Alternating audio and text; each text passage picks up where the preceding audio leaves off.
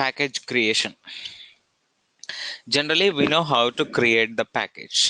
So we are going to create the package in the src folder, where the src folder is automatically creating when you are creating the package project. So here I want to discuss with you about this point, where from the structure onwards, program structure onwards, right? First we'll create the package. First we will create the project, and then by default it will create JRE system library, and then it will create src folder automatically. Inside the src folder we are going to create the packages. So it may be package or it may be packages. Let's discuss about in this format. Suppose I want to create a package with the name pack1, and I want to create one more package with the name pack2. Now, is there any alternative format to create the packages other than these names? Yes, we have other format to create the packages in the framework. If we are using the framework, then only we need to use this format. What is the other format of creating the packages in the source folder? So the other format of creating the packages in the source folder is com.framework.pack1 com.framework.pack2.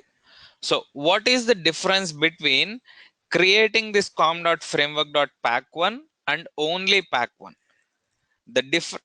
I have started the recording even. So the difference between creating the package with the name pack1 and creating the package with the name com.framework.pack1 is, so already we know what is meant by workspace. When you open the Eclipse, immediately it will ask you, is this the workspace that you want to launch?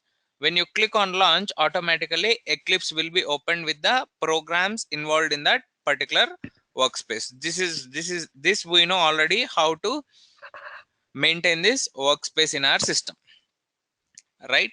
So in the workspace, if we are going to create the package name with pack1 and pack2, and let's say for example I am going to create the package name with the name pack1. Inside the pack1 I am having multiple class files, which is nothing but class1, class2, and inside the pack2 I am having class files like class1 and again class2.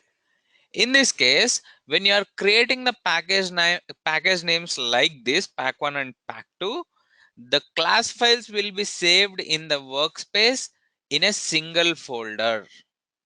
In a single folder. If you are going to create the package names like this, then class files will be saved in the respective folder. Class files will be saved in the respective folder. Means, let's say for example, here I have created pack1 and pack2. Inside the pack1 I have class1, class2. Inside the pack2 I have class1 and class2. So if I'm going to create the package name like this, in the source folder of the workspace, it is going to save like this: class1, class2, class1, class2. Like this it is going to save. And now if I want to know this particular class1 file related to which package, again I need to open all the class1 files, and I need to verify whether it belongs to pack1 or pack2. So to avoid that confusion, if you are going to create the package name like this, then inside the source folder of the workspace it is going to create the name pack1, and it will save the class files inside that, to avoid the confusion. This is the small thing where we need to know from the backend. Okay, so small concept. I hope you understood this one.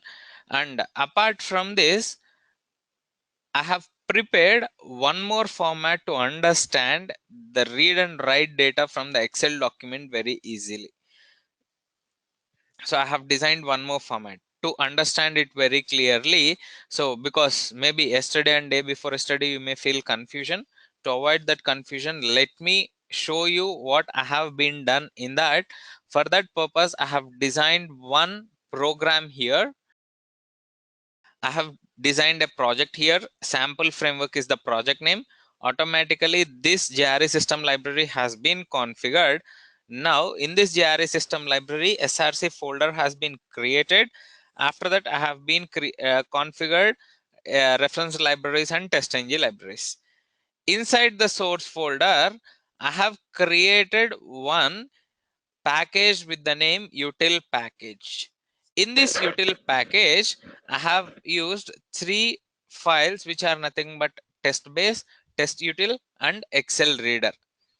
Let us discuss about test base, test util, and XLS reader.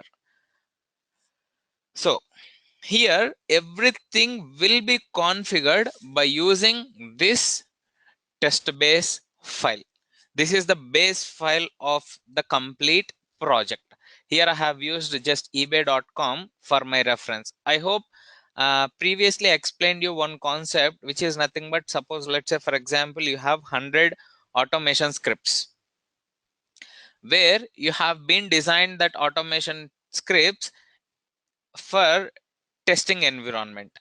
Tomorrow your manager came and he is asking you to design the programs in training environment. So in that case, no need to design the scripts again and again. Just changing the URL is enough, right? So by changing the URL in the base file, automatically in every script, the URL will get changed. So that is the concept here I have been used. And then I have created one test util file where this particular file uses the concept of arrays. Uses the concept of arrays where it is two-dimensional array. It is two-dimensional array. That is the reason I have used the method name called object with two boxes here. The boxes here, one is row and second one is column. One is row and second one is column. So here by using that arrays concept, I have been designed this program where I am going to read the data from the Excel document and I am going to write the data from the Excel document. So after that, I am going to read the data where I have been saved in my local folder. Nothing to worry about this, just I have been written this program, and this is the actual program. This is the actual program. Here I'm going to pass the data from the test method data. Test method data. So this is the program, normal program I have been written. I haven't written any other programs.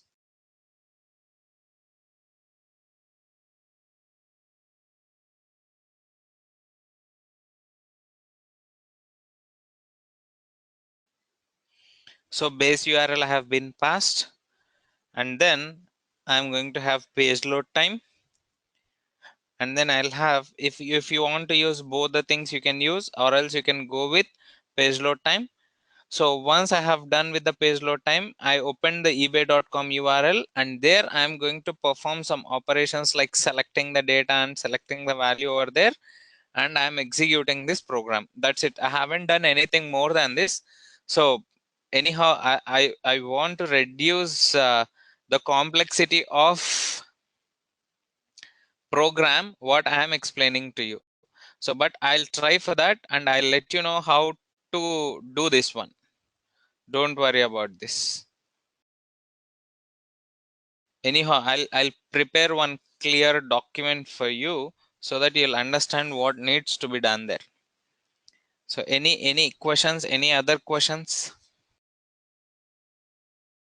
Okay, so if you guys don't have any questions, I'll start with the basics of Jenkins concept.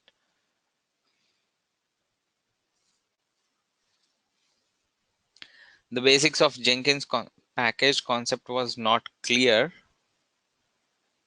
Okay, so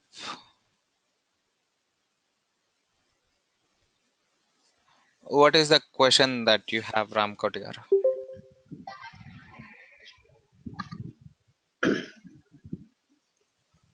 Here,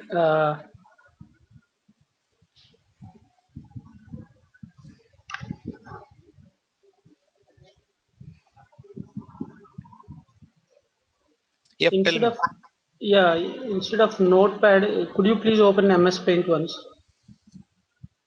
MS That Paint. would that would be easy to understand. The folder structure. There are two categories, right? First, you said after creating the project, it will by default it will come under source. Under source folder, we will have package. Yes, I understood. I'll explain. One moment, please. So you asked question that how it is going to change the format in the backend. In the front end, we are not going to see any observations, or we are not going to observe any changes or any differences by creating the packages like this. It may be com.framework.package name or package name only. Let us see. I have a project like this. Yes. Yeah, Shiva. Here, if there is no difference, how do we identify? Suppose you have given me some code, I need to work upon it. Okay. That time, how do I identify which kind of structure you have followed previously? Structure means, I mean, this the package variations or whatever you are explaining now. see, Ram Kotigar, in your Ah, real time, it's all about okay, our general thinking, how the program is going to be saved in our system. okay, Till now, my point of explanation related to this particular project level is, if you are going to create multiple packages, every package will have multiple class files inside that, yes, right?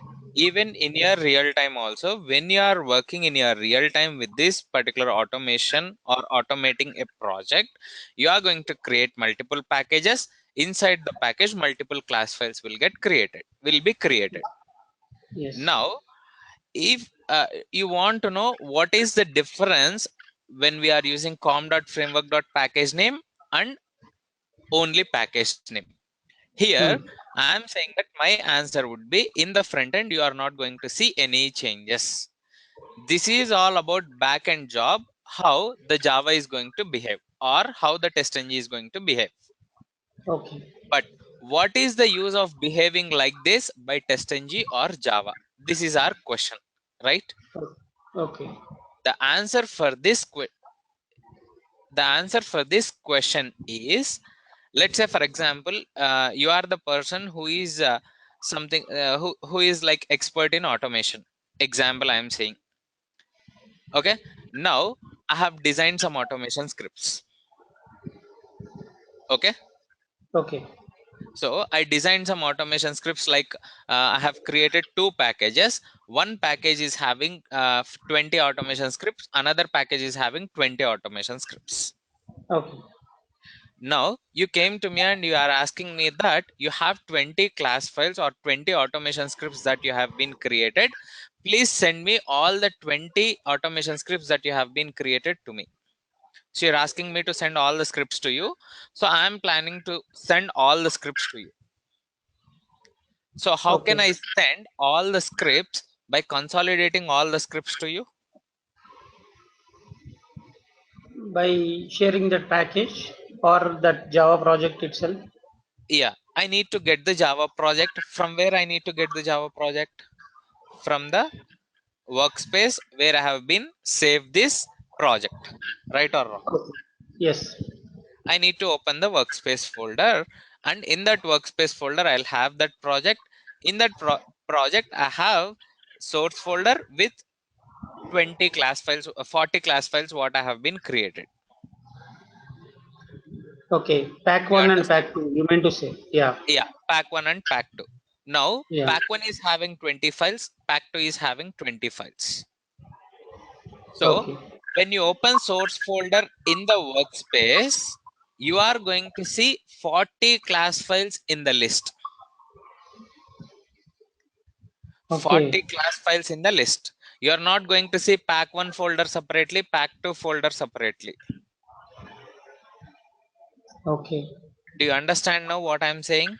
Yeah. Once you open the source folder, you are going to see 40 class files, consolidated list of 40 class files inside the source folder. Why? Because you have created the package names like pack 1 and pack 2. Okay. Understood? Any Yeah. questions? Now, second scenario. Now you created the package names with com.framework.pack1, com.framework.pack2.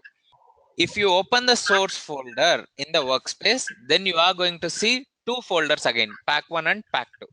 Pack 1 will have 20 class files, pack 2 will have 20 class files. Okay. Do you understand now? Yes. What is the difference between normal package name and com.framework.package name? It will show separately It will the show package. separate.